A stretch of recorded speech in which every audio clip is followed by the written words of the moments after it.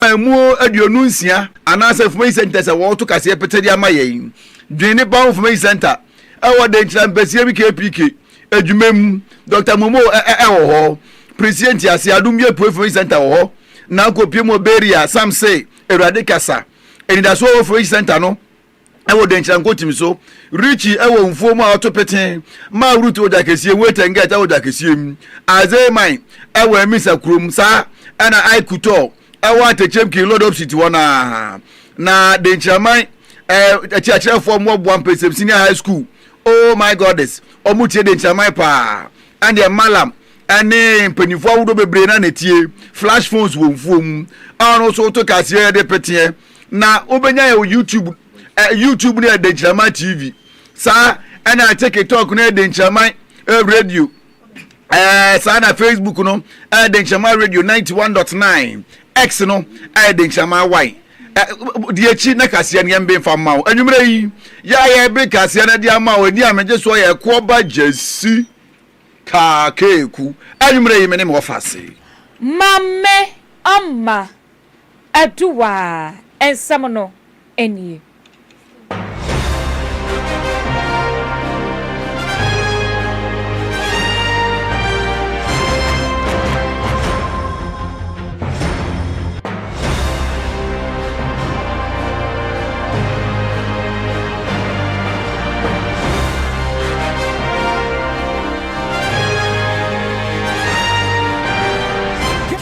DNA 91.9 Fatuo Dentraman Radio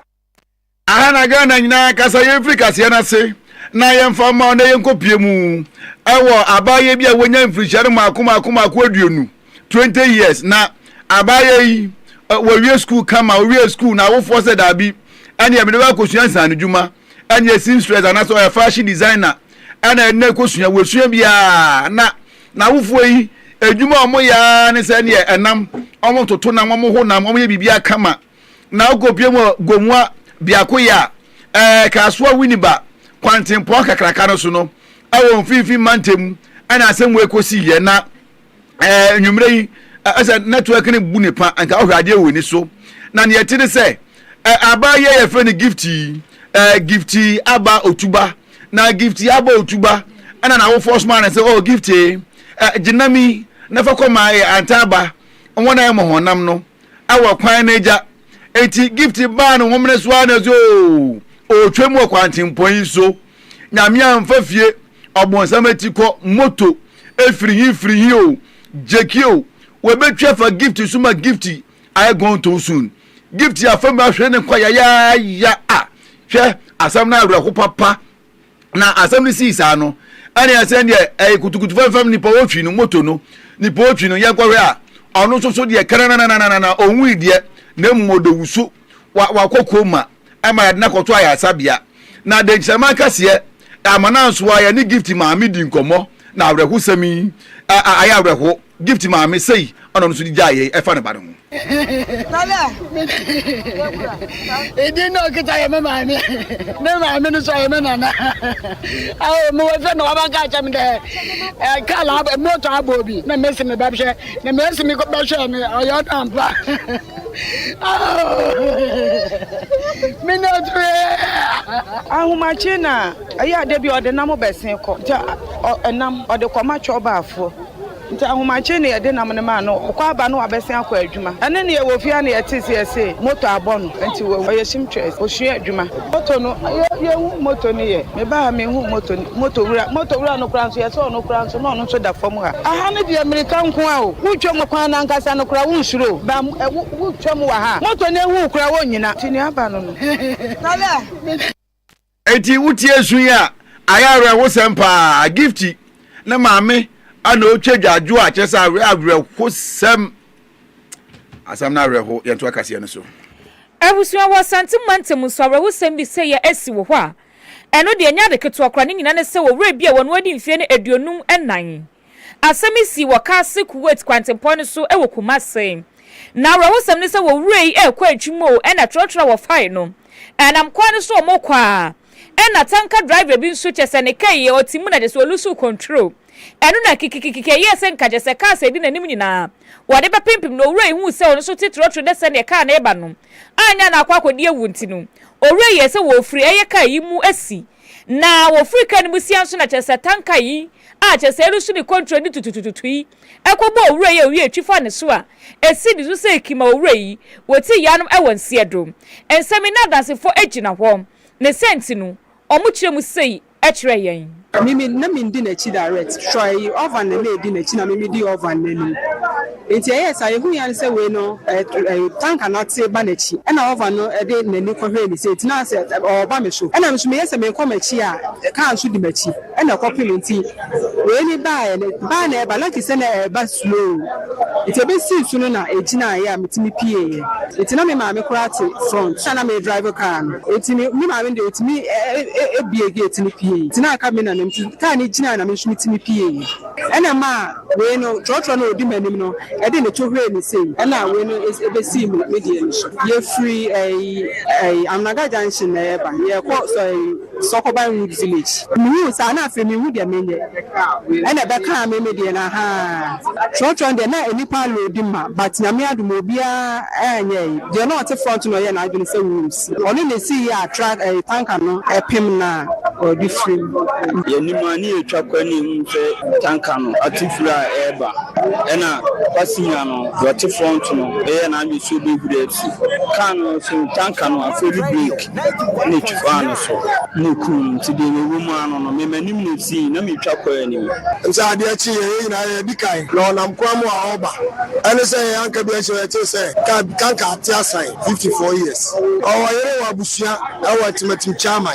na hona o ne ma IF3 Obama Bako and Mammy Kasi Faris. We are always careful about it, but I'll send you this year. Yenim, oh, the guy is a kind of city and a call and you crowd into about 3 minutes interval. A hard day, and the coincidence I post you a Juma can't come out by all be the friend of Wyoming. Yeah, Juma and a man near the friend and Wyoming. Oh, you're tempting to gram or Sunwa. The Casa Bama Sunwa or Sunwa pa. Yeah, Kahun, ya Krafla Brotile, Anna Burkina na Mali, and Senegal near you. Into Yanena, me was Sunami and me call Timima and Namakoto to the other at the Abrano. Minimum said them no who you interview ye. And to where you dancing for the beer, 70 no Gina ho. I can share a sea, I work 6 weights. I can't upon a suwo Kumasi was Santimantemu, or Ray, what's the animal here, we. Every and semi na ye cause and from Asante South, a regional police command, and a airbarman ye, not ye. Amanye boy,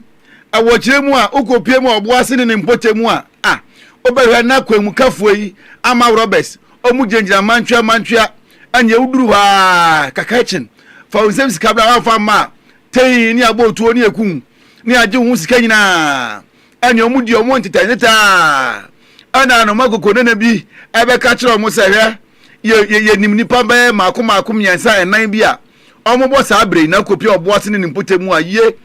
on your moto what say pa na na no besi twami aya ogifo bo so leto so dunum ana ye nya na ntie sa posifo kopi o manwase pokukrum manwase na omkopie mu no ene akoye say action movie no Charlene we ye na we ayi and you kwekrekrekro mu a na ma chinipa miense kebo and hardcore and robbers na tama aposifo no at the statement ne bai no omu kire mu a omu kire se sankofo we omo di bonni ankasa nya bonni ketwa na tiedi no edi kan ba ya ye tutu se omu na ebo sa abra no aya Aziz Abubakar ono era mawan na no ka Aziz Abubakar wu no jise ofre ni Romeo na dodo na adi nim no na Romeo free wona ana ba ko so de far away Amari ono so ka hu bia ya kire no yesu se ono so ka hu bia sa dwiri mu ane nsem hunu sabia ekoso mbotemu no ka ho pa na ni nyina nkemfia ababa ko da memem ani tirimu ya ne de aye patient asare ono so ya kire no na sa patient asari ya kire sa nkofu na tie no ma ekeka mo hwan and ya pop action guy etuoi ya fe bibi pump action ko bi za police for no o metu a chire mu na pump action no ya de no magum dada anti ani ejeki o upeja ya na wo ko emu aye masa be omu de bibi egum bi na omu wi na omu wi ya fe bibi combat boot yenya bi 9mm round anya police for no be hu pa na omu wi na omu nya se omu sika mako 20,000 200 million na post for kwa hu say adwuma maye ehwo ayi ba no collection ko ye no kaka omunya de tu asori foto mu na ebi no 200 million omunya ye na sa sika we nyina no mu gini nyina gi tuo ni ade nyina ka ho na aka dipa mienu mu de am so mu kwa na mu ye kuo ni mpanimfo na omu kire mu a sa mpanimfo ya kire omu yi okopie wo bechem ane ne mpotemu a tututu obi ko so wo ho a nipa mienu bi efa mu hwere omo nkwa sa nkofo ya na nhwemu guso a ekoso asem we de mia meja ta mani ase se ni asem mesie se ye de mmekọ hen se ye de mmekọ hen sanse ane akofo abere omo nsa no pa ya kire omu yi Ashanti regional command no se omo de bibi ebeba omo dan ni nyina no me ni de kire pa a de beto fom bia no mefa enkame wo Abusua ene emohwe ni nko aye atoye ti freedom mantemu e kokwakuafo wo na sese omani abedi a omabo ko jan ko ye ache so motimu ogu motre so nyina na se omo ye nya kire etia abayin ensem abobọ ba nyina na se na sentem ye wo hwase ya na ye hwe nim se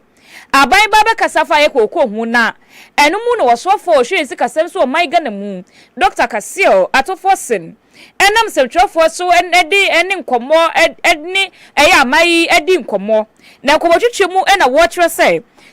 na yade aban no woti kokko so sense edwamansh no yate so eba so ne omukasa ipa na no na sese de kuafo a kokko kuafo mu atoye tifidu mantemu asole no mo koye nya kire ye se hwiwe osofo ka ho dwabo sofo so ka ho na bia west eno mo ka mo tambo mi ete so mo tu mo gu monte so na wo hwa enya kire no mo ye ete so mo kutakuta card bia o matwetwe gu so sei aban yi wo mu eye kuafo aban wa anya de o mo sem nyina ne se mra ga na mampanyi dada na naro da kwaku fodo eti akonya ni so bo hu bi sada wo mu se dwama so mo te so de na so mampanyi krokra ya ye bibia tumi boai ma te so man tere de ne so o mo se de ku mo kra ne se kakra na o de beto so wate so na ga na mampanyi dada na naro da kwaku fodo ne de so o de to so a o ma se yi aka ho na che so mo so mo dwiru ho mo nti we no aban no won sam bra biem na won be pa chew na won twen scientist adia de o mo so be no o meye Two of our na na 2 years. The government is 6,000, now 7,000. If you are saying percentage, the deal when you say you have for the movie and goes to and the goes to the big goes to the percentage now can when you know say 1 + 1 you say 2. Asa mi try me ha akola school. Ni koko na me sha me ma. Say what koko no so no. E say mba go university there. University me 50 million. 50 million. Akete sia say me jira ha. Madam afuo am nim say me koko sika na o say me de sha me ma. Ah what koko ni say say ya hina be koko sika. Na me fa sha me mai. Amuye say ba kokra. What ye koko say ya to ye koko ya dia ya budget awie. Say obi anyim say bia me de media ko ye say me de bi ko tua me past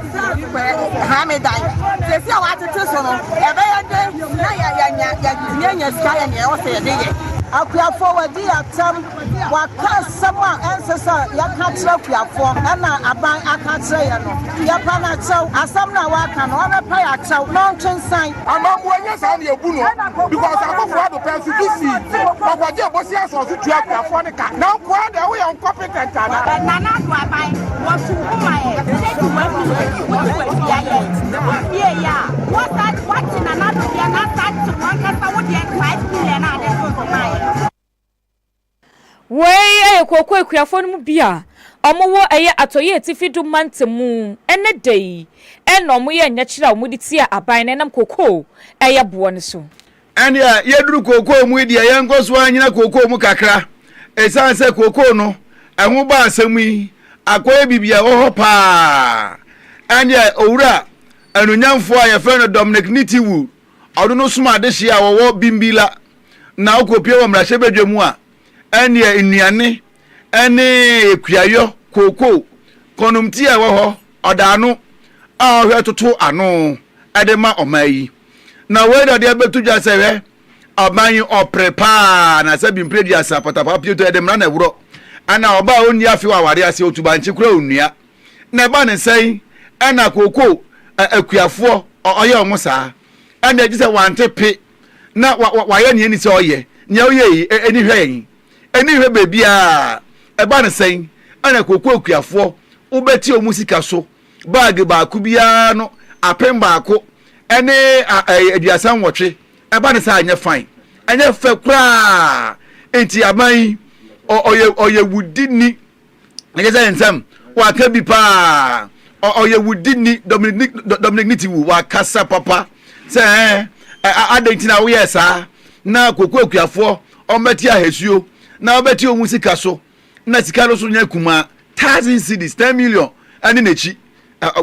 wakasa pa yentie numra. It's not the first time that cocoa prices have slumped. In 2000 the cocoa prices slumped. It got to a point that Ghana, Ivory Coast, Nigeria and I think Brazil wanted to actually bend the cocoa beans because they had manufactured synthetic cocoa which looked like our cocoa, it looked like this,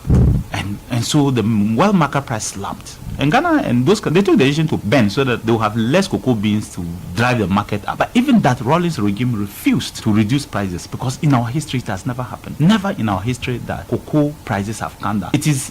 always until recently it's been the highest foreign exchange earner for Ghana. We sell cocoa and bring in dollars to help us stabilize our currency. Until recently the gold is catching, gold has overtaken it. Otherwise it's always been cocoa. So cocoa farmers have always been treated specially. So you cannot and should never attempt to reduce their prices. Build them out. 2. In 2017, 2018, it happened to Akufo-Addo. The market slumped to about 30-40% lower. And he did what we call cocoa bonds and build the cocoa farmers out. Why is Mahama not doing the same? Why is he not building them? It's wickedness. I think so. I think that the promises they made to the cocoa farmers and the way they are treating the cocoa farmers is wickedness. It's recklessness. And I think that's not good at all. Look, you are encouraging people to cut down their cocoa trees and do galamsey. That's basically what you are doing. Na yade microphone na twene ho na ase da bi me kasa nwie na asemba ku bia eha no awo se we no ebetua ye dwirimu kase pa ye nkokwa nketenkete lete ayifo no nkokwa nketenkete ye wa ha ana NDC amanyokuo de ba ye se wo de nkokwa nketenkete ade ba ane wo ye ya na abaji bi na wanyan na bibia na aye kama ware ni mu a na wehu sam quagis movement bi a NDC for the person omo ye e fa nkokwa nketenkete no na mo ahwe ni ye ya ane dwirimu sika ombedi wo sam nkokwa nketenkete wo yihu no nyame nko ya nanim. Has any farmer told you that he has benefited from those things? Has he changed any farm? Has he told you that you produce people and you do not give them feed? You don't give them, how do I say, medicine to keep the poultry? You think that this is... Please, it's just like planting trees during the dry season. It's a route for corruption. You will see that a change of government, this matter will be investigated. You see people will be jailed for it. Because trust me, it is a way of, it's corruption, nothing else. There are some things that when you start, it's like telling me that you're going to plant trees during the dry season when you know the trees will die. You know that the trees you are going to plant during the dry season, the north will die, but you are planting them. It is the same thing. If you give this to farmers, you know the best will die because you are not giving them farmers. You are not giving the agriculture veterinary extension. The animals will all die. Well, in my country, I haven't seen it. I haven't seen farmers benefiting and a roll out of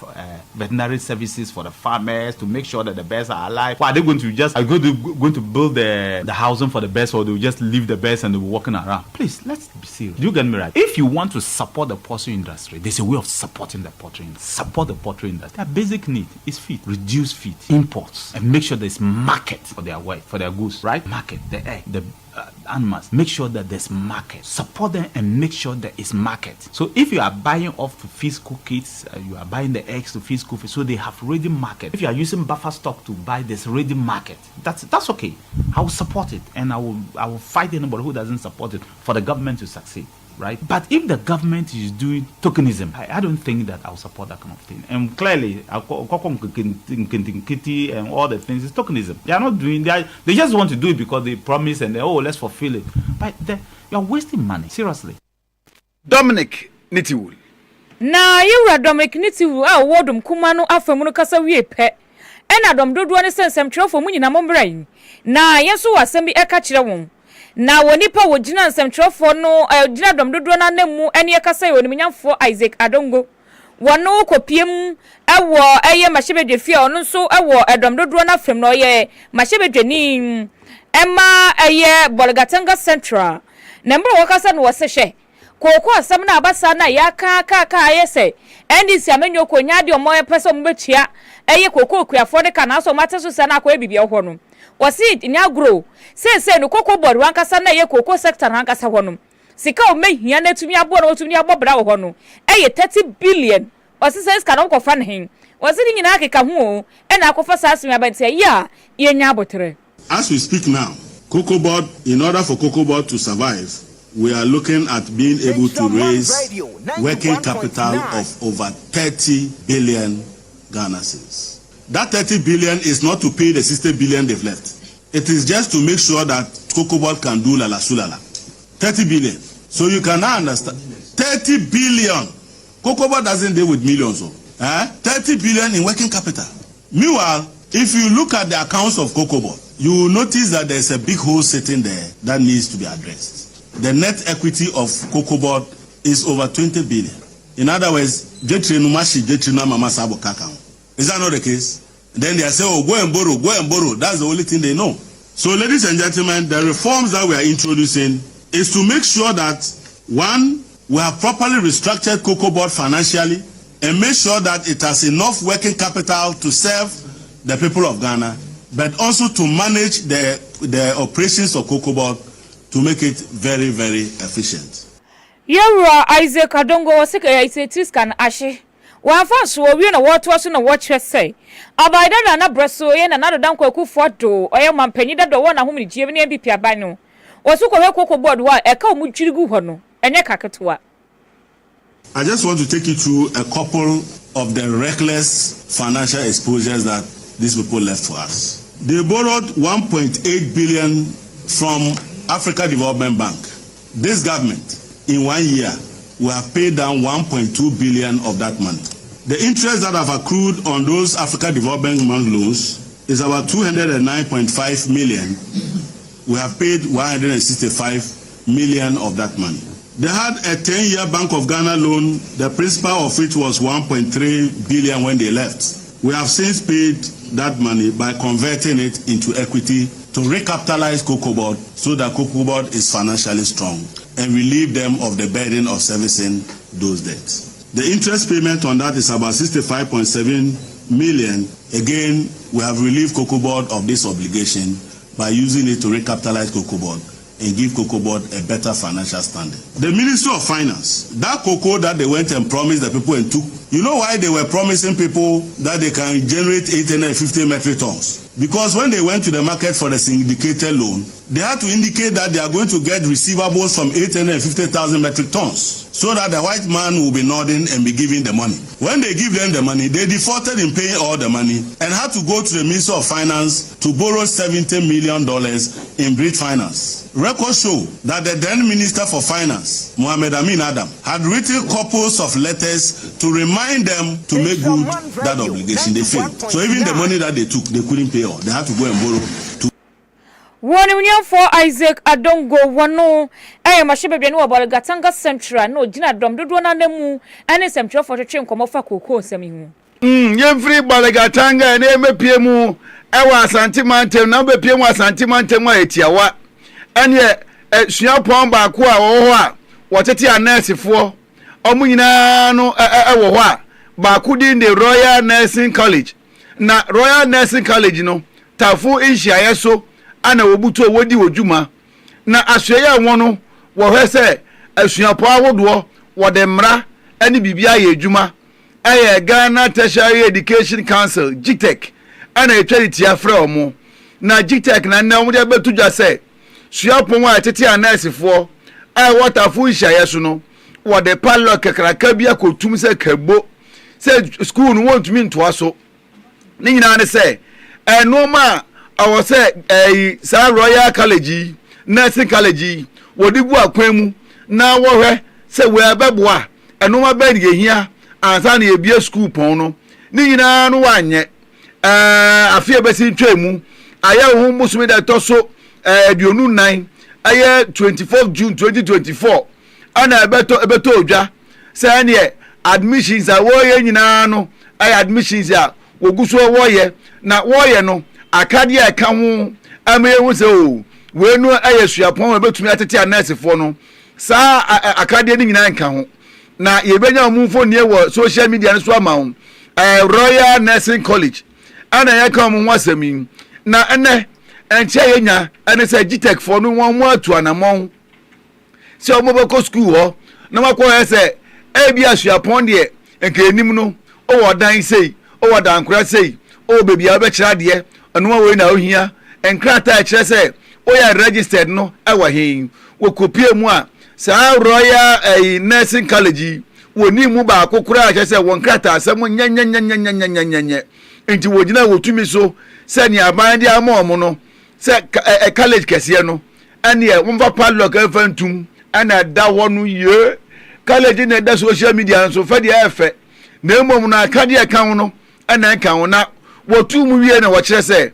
wa wo mu a wo yesuani na wo mu no ka kuma tu ye mu na wo ba Ghana ni ntwe ni ntwia so bebi nursing training bia wo a betumi aboa no ye be ma transfer na okopie mu ho na ewie kwakwa omo ebe wie school no final year student no omo so ya pe bia mo emo tu akɔwie mu school no awa kwan papa so tell say Royal wan ya ho de fo ahofe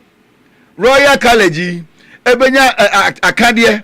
na ya mo tumi krata so metumi atete anasefo no sa school no ye de padlock ye de atum se kabo anen komo a efigitech aba anya Ghana man pani John Dramani Muhammad na day 24 economy bill no akeka nensa na eno eyade na ndisi amenyoko mo bohu de ropembra no mo prese ye be mo wontumi na eno ena Ghana man pani John Dramani Muhammad obai no ade na no so kapa ni 24 economy no ochema we na beboa pa mandwuma busu o mai Ghana mu ne senti no obai na ne so ne so ade hunu ba ko ane se obeboa ama sa 24 economy no ye betumi de dwuma wo mai Ghana mu ne senti wo pa nkofo bi o betumi ahwe so aye ho hyehyɛ ni na ene do mu ye ho hyehyɛ o de kopie ma chebe de fie ma tese ma chebe de fo no agi ni nyina tumu a ne ye hwe kwan se Ghana man panyi John Dramani Muhammad sabeka no de ne nsa hyase na da ne mra menu ka se ne de wo ne fie aye chese aye Ghana ye Jubilee House yi omo de bill yi command no na Ghana man panyi John Dramani Muhammad bomodian ade ne nsa hyase menu ka se de sei ada ne mra na no na Ghana man panyi John Dramani Muhammad osan wi o de ne nsa hyase pe ene wo chiem sa de property ntie nam so a asa bill na che ya nyoma twetwa ne nanse ni na de sei no mo hwe kwan se betumi aboa price se bibi wo na bebo my Ghana ese fata so munya botoro mu hwemu no mu hwemu yie no mu ye ho tutuye se ne be ye ba etumi aboa my no se wei na omotumi asan wi abeda ne mra ne de ebebo my Ghana pa ne ndwuma de ebebu so embeburu no obi anso ho ebeto no. Appended my signature to give assent to the 24-hour authority bill. This is a bill Ghanaians have been working for. It was one of our flagship strategies for economic transformation. It's taking a while, but we needed to go patiently through the process to give legal effect to it. And so from now, we must move from strategy to implementation. The business sector is waiting. Ghanaian investors are waiting. Foreign investors are waiting. They want to see the package of incentives that we afford them so that they can invest more and expand productivity and also create more employment for our young people. And so it's my pleasure to assent to this bill today. Thank you. And let me congratulate the team that has been working on it. Our comrade Guzitando and his team. We're very grateful. Thank you very much. Ghana man panyi John Dramani Muhammad ena yakwatene nkano. So we have onyansa don no asema no mako enan aba apa no nsia ho yegusu aye be kase de dia ma wo aha na Ghana nyina kasa de nchama kasa fidie so ana wa sugusu awutie woni gusu awo hwe no wa TikTok, Facebook and YouTube eti wo hwe ye blaze den messages ya kinkan nyina dia ma sha da rumanti ya be kinkan nyina dia ma ya focus ni kopie mu awo soafo anu no hwe ye fisem so aya Muntaka Mubarak na Muhammad Asoni dinso Muntaka Mubarak na se we asem bi wo ho a fatani wura nkasa na no ene edi atutu di bebre wa Ghana ha and abbreviations and the dem din bebre natie National Investigation Bureau utwa ni tia benya na NIB National Investment Bank anu so ya dai NIB na wenu ha adwen pa oka NIB a wa hwe ni ya wadwen ba ya say ya bank fo ana akwakochi obi a wo ya ni nsemu hwehwemu na saa nsem wei aya ma sisie no what the akose okay Security and Intelligence Agency Bill 2025 no wo di gina so saa ma amna so na eja omo di asakra no memu na no mo wasakra mu ne se anya wo de NIB security die no obefre no National Intelligence where Bureau of National Intelligence BNI eti ebe free NIB aba BNI eno no ye where that be Bureau of National Intelligence enti odi atwe to ho ade ya ba nso hwenim na ba nso hwenim a wonya bi aka enti sie ye be free NIB esanse wo kire mu a NIB baako aye National Investment Bank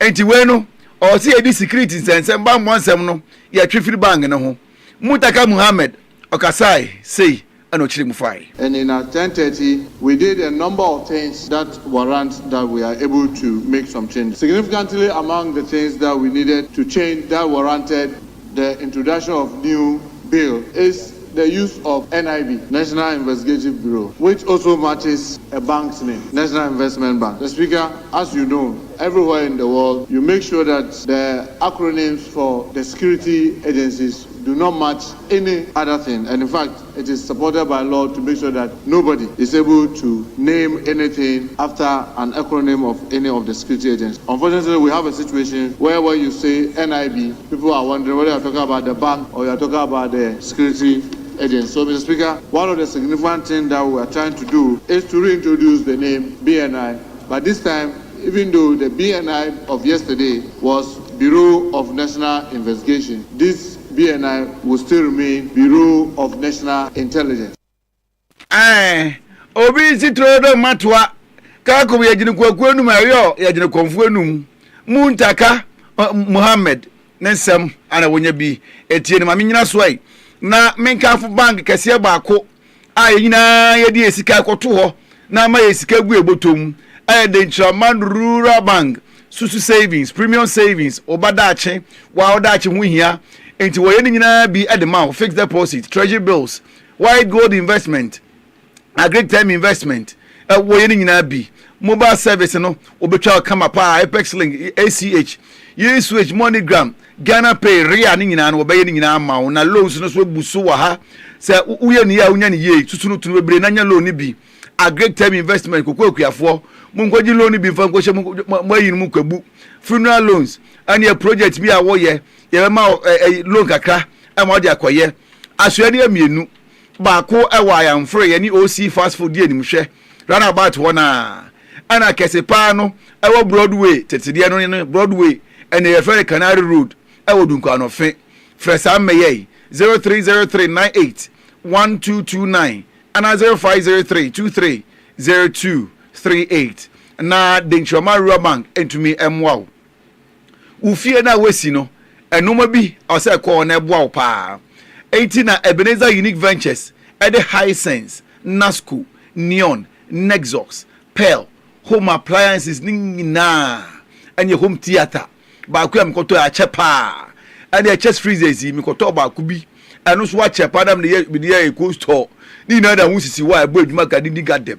enya sem kuma enti ode fridges awodo ni nyina aba TV air conditions etc she say do na wo fufu pan machine unim se kwanyam bi obebi a na ato aba eno nya yiyo machine na ye de no papa DSTV decoders multi TV decoders blenders ceiling fan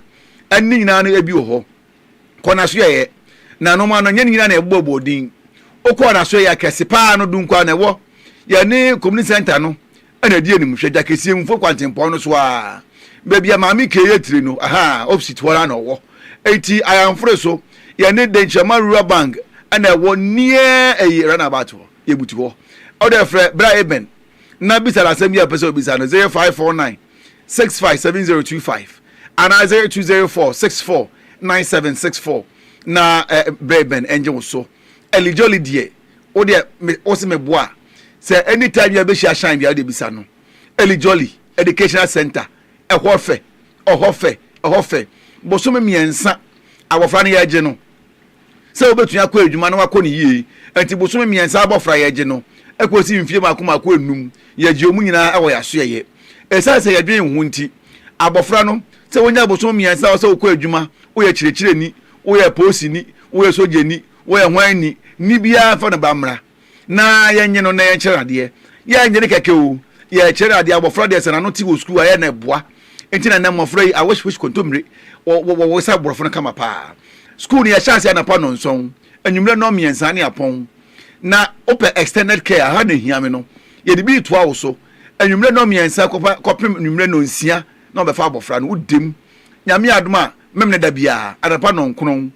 anwumre no miensa na obefa no na ode ne kọ dunkwa enfuo majedu estate wa na ebutuo na ne efe Eli Jolly Educational Center frɛ titani no 0536 985 700 0536 985 700 na yentumi emwa na yenje abofra ne nkyerɛ nade Hills Training Institute nyɛ sɛ mebɔ shan din o onim nyame ken Hills de Pharmacy Council mom accreditation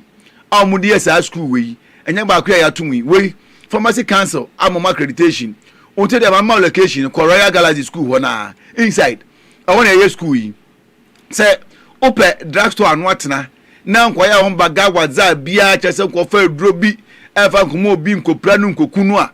Bra Hills na entraining e be kyerɛkyerɛ undo nani so we o kama pa afi baako na ukura certificate na afi ni wi a ni na na ewie yo ye de bosom yensa e de ma na afi wa ngasa wo de akoye internship na wo hu no ma nani so nti abosom nkron ye de kyerɛ wade abosom miensa okoye internship Bra Royal Galaxy School wana Newman Estate aho na ebutuo adunko no fe 0541 384886 055 5778 319 na yentumi enyo so hwe ebeto akase no so na me kanfo di amount say just be farming depot so unim nia vaz dey ye vaz dey di man ye fe say mia me di adanse ye na 6 March ba me ka kire municipal assembly wadawro mo amofra no o mema che e de moto farmer bi e de amanfa nchoko amom yesu so de kwa 6 March ni na ade ba ko a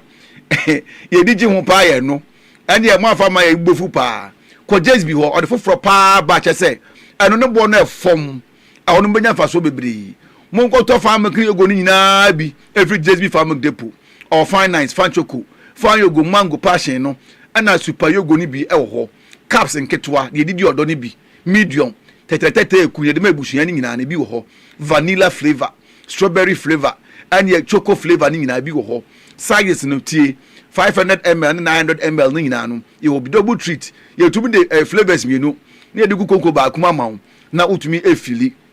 re kira kwan e wo mfo stadium new stadium no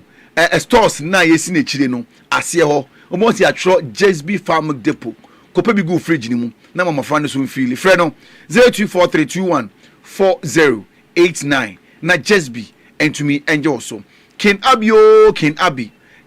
Natural Health Clinic say gono syphilis chlamydia candida UTI sexual weakness infertility ni nyina no asanyade ma sciatic din na edepa be so mu a be prawo ebekun waist pains wadwonku nyina ya wo ya King Abi na de be kan wo ogidin organa ha home care no online consultation and counseling physiotherapy clinic ni nyina no ye bi ma Dr. Kingsley ni mona manini 0243933472 and 0208621368 na Dr. Kingsley ni monjo so ye kira kwan e wo dunkwa Atechemedu brothers abrosa ni mu a ye ni blue and white post pharmacy no e na bo ho ye di adwuma your complete healing ye concern ye didi na ife nkoto akase ne so na mama ye krado mama na ye koridi o mighty munch de or the jollof rice indomie fried rice emutuo ampesie rice and stew nyon wan kam ni say you loaded fries or mekun yin na ye hu de bia da setara hyeso ase wo ese nuane ni na ebo odin na onim ope ye kira kwan a Robert afokase no o de wo tsa ne kakra bi unsa benkun so ebutuo wo sane so a unsa nifa o bon say atro mighty munch na bo kama pa ho so de ya kono me dade kosia da bibia special fufuo amutuo banku ne okro stew ni nyina no very very very special. Eti bo modi ani entwa delivery executive one bi 0547987843 na bibia obi more delivery ni bi na wotumi edidi na wa peche afi yento akase no so. Yes, one some so amma na yekopie wo Ghana mampani John Dramani Mahama na bedi akire asue ye ene den na Ashanti Regional Coordinating Council ekopie mo na asue ye omokwasela no na emro omokopie mo ho no na Dr. Frank Amwakohene eka ho bi sanso na chese mayor no so wompatem won so eka ho bi ena omokopie mo vice president Mami Jane Ajimai asue ye na omokodru wo no ena omochire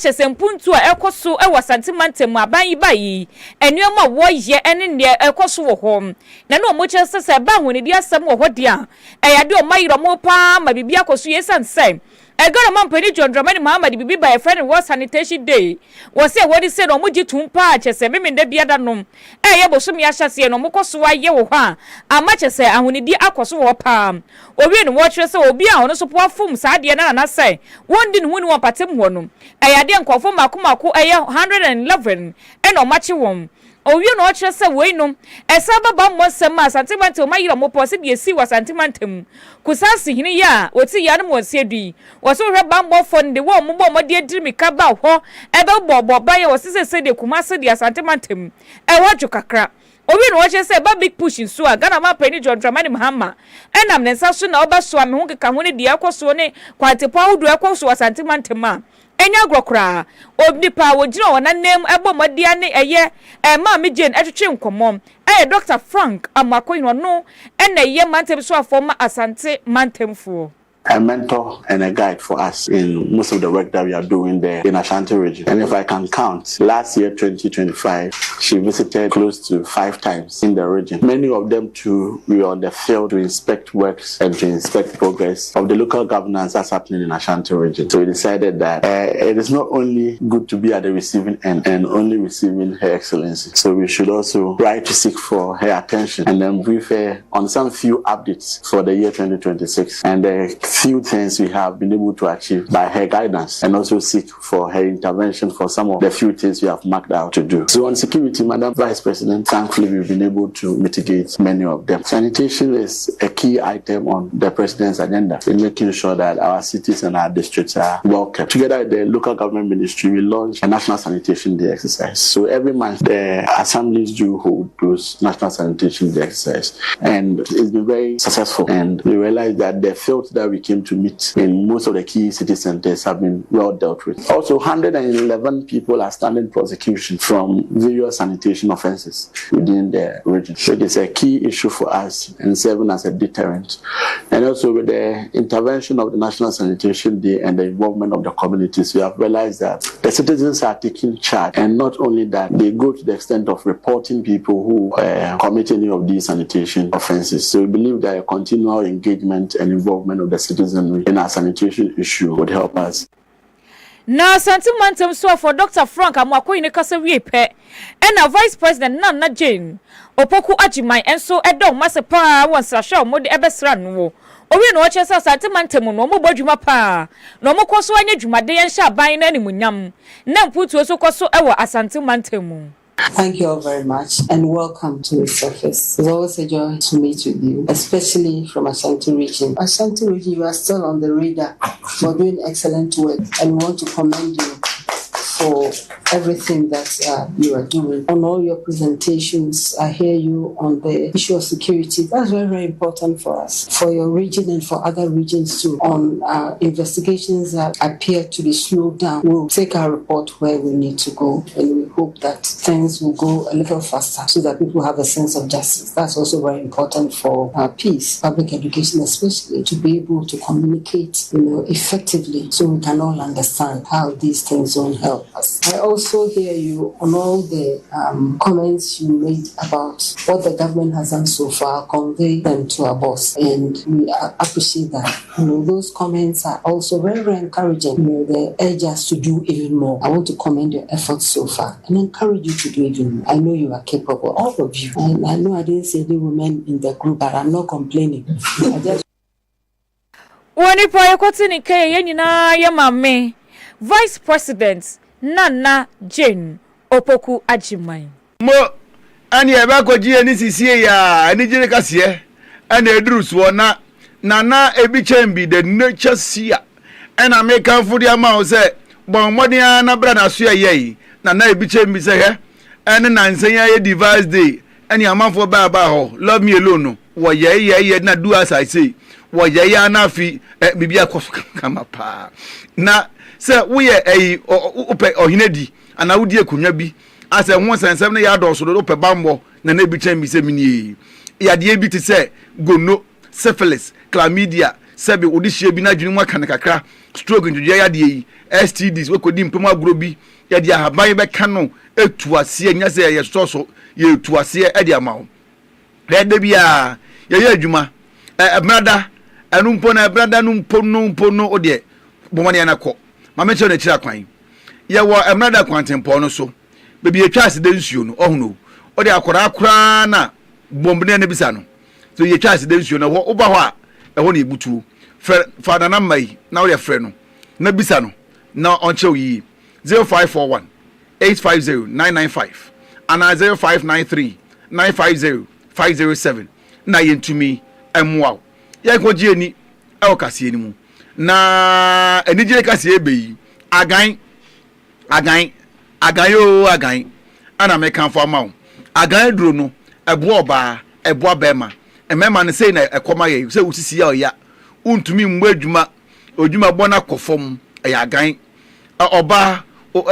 mfichiri kwonu mu aye bibia wo ho ene 2 minutes fechire yo agan obedi wakagire mu bibia na aye kama bomode anakwa agan kopedo ni bito ewa na stevia mensa herbal shop Nathaniel Boache chemist Dr. Pasho Herba owodi asuntomnia eje city wona otombi ewo ho uwi a fresa me 0244 7185557 0244 718557 and 0241604702 na kopa agan ni bi na bibia na ebeko yama yenyina so na afi no yenkogie ni awkase ni mu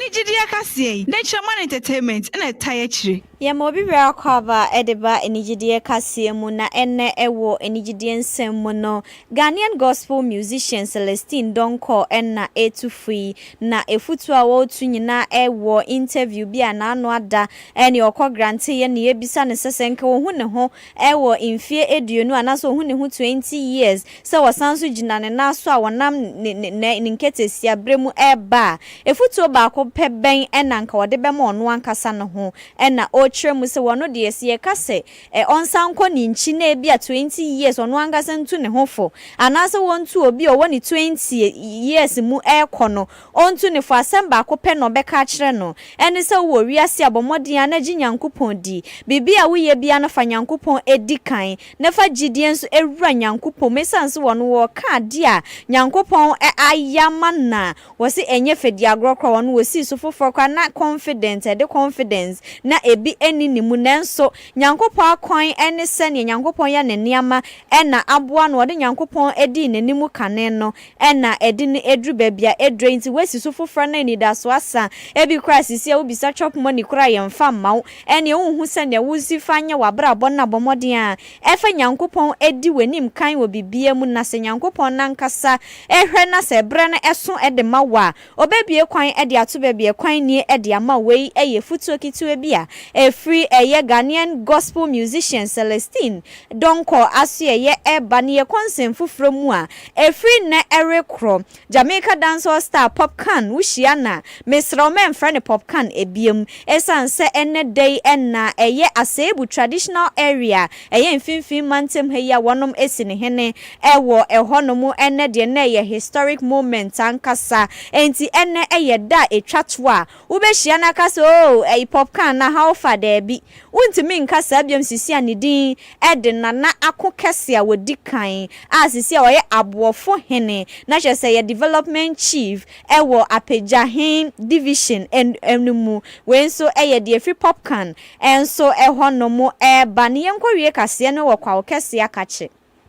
kwa okesi egusua edi nkomo na nkomo no wedidi bia mebebre na mede asomo ewo ye entertainment news ahodo ni nyina emu na baako a wodi ye trese wose mebunu die se ye pese oman ye nyankoso se ne yankasa ye pe na ekọ enimu ede mayen a ewose ye bomoden ede ye hu ewura manyosemu eno ene beboa ye ema yetimi akoyenim na wobra wo kasa semu epe ne ye bisansa na kwa okesi ase wonsem a wo kika di asede woni suade hunu se opese wura politics mo no se oh na mo angasa mo hutwene anim na mo asa mo mpesa mo bebo na mo bobo nchen me kwa okese de me de me ka esisu dua se me woni suade hunu se enche me de me hu ebewura amanyosem mu no se amanyosem na odi ne hu ewrem na enye communication bi keke na oba beye eye mrahye beja akonya ena trese wo bepe edinese member of parliament ena obomodin ase wo bepre wo sisi oguso etieti sika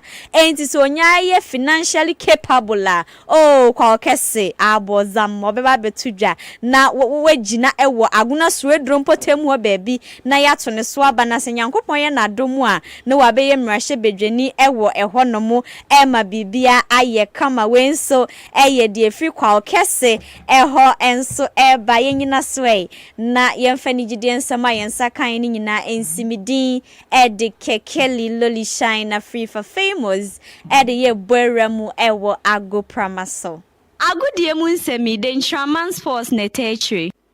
yemo bibia kwaba na yenchecho bibia from radio Chairman Radio 91.9 Rason se yetena sane ye dia okansi mu nsem a yensa kan ebesomo ewo kase no so na me sha se dia ma me sha se odim se 2030 World Cup ebeba so no eye Morocco, Spain and Portugal and a hosti na sisi antia eba ene se okọ Morocco kromu ho a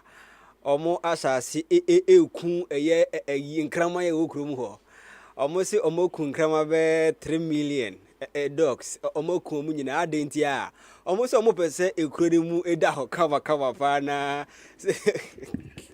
sire bia ko kama ede amo na nkrama ngo keka obi anti no ekrum ho nkrama nyina omuguso omo eku omo no ne nsem a efri Morocco aso ye ede eba na de eba biom ene se ukon April 25th yes about kese pa ebeba so eno kuturukubom na eno no Floyd Mayweather the money man ene Mike Tyson omebo exhibition fight na eno April 25th ebekoso DR Congo enti and also any ekuturukubu mu nsemu a efi ho ede eba nansen nsemu a etrene pa ne se Vinicius Junior ene Gianluca Pachani ehun nsemu a se okan se oye monkey se wan kan de emene nkrabia ena ebetumi ache sansem no ena Liam James Rowe Senior oye Chelsea omo head coach ano so de nsem kakram edi ababetuja so one thing is sisia no player ye behu sem ebia wo ye racist anase o ye obi ye monkey obi ye tuntum obi ye hokọ no wono se omo hu a se omo yiw free football mu kura eni kwan sem oba na sa agrodie no wonso oba na obedibi evena so ntinyere weso ne fa kansi mu nsem ye boaboa no nyina amfa nsimi do susara fa ya famous ya genius Mo famous yebekwa manone na Vego Target electricals home and appliances and American for the amount all types of bulbs metal box one-way gang cables earth rod ceiling fan and standing fan fridge TV door keys China doors and building materials ni na no or be a school bus or wholesale open makumako say ope bibia kitchen appliances ni na no ebi wo Vego and no my busu chapo I am free old I am free pack esim tuna kakrewe tuna ko akaka modu mines gate one wa obo say atwa kakrakapa Vego Target home and appliances electricals eka ho bi 0545 501710 and 0557 235562 makuma ko pe bi ato apa opedodo matu a yebetumi enye bi ede amaw yenyina so na afi yenko amanone emra sisia na yenko Nigeria awo se me fi Nigeria eba ene se gas ebi na ekoliki na liki no ukopie mo North Central Nigeria ekunipa mako aduasa enson ana nipa aduonu nsia etumi pre mu odin a woda ya sabe asisi a sa asemisi enra na asidi sa wieye no na yakoya arewo sempa popie mu e wo campaign Zurak community a wo Nigeria na ya arewo sem anyo mu hwehwehwe mu a yesi investigate ashasi eba say investigation start ni nyina say yakoya se bibi na ko kan no a ma gas koliki sa no na akoya arewo sem a edisa owo ya ba nipa mako aduasan son wewu efiwiasi mu a aya rehosem na oman no abommodian ne ebusua no akobenkro mu a omohwe ni mu so ombetumi ede won emu ama na se obesie won nyina de abom ebi ekremofo ebi ekristofo enti eba na sa na ose won nyina waka bomu na wotumi eyeye ni bom na wode brebreye ede bapa na wode sa asem won nyina tujabra Minister of Solid Mineral Development Dela Aleka Nwenyaka ye asemu ode sa asemu betudwa na ode tudwa wie na kwa arewo sem a ode ya konsem ede koma ebusuafo nyina ye nyina soe na nwumre kase ede bra ye mu ni kom se pon ye na shan ase pa ne wa bodwuma fie wie ya ba nopa wa ye adwuma ni nyina nwumre yi ode ko social media no so akenkanfo no nwumre yi me Akwoba Jesse Kakeku anwumre yi mene Mame amma Edwa adofon kaibo eto aswamo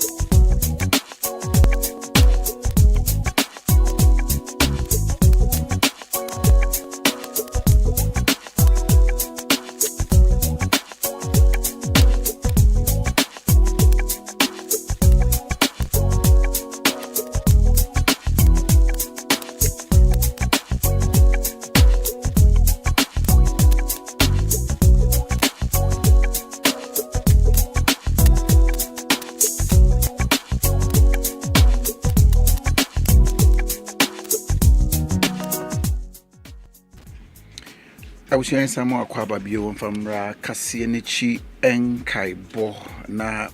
kaibo ayensaka enenwumre adofo de na yede besumo enenwumre na paswe ananya waso na tie enkaibo de diswe weinu eye onuado na yo wode ye ka onuado a na waje so onuado na ye onuado na waje so onuado na ye saa kwei e wakadadwen kokoo mu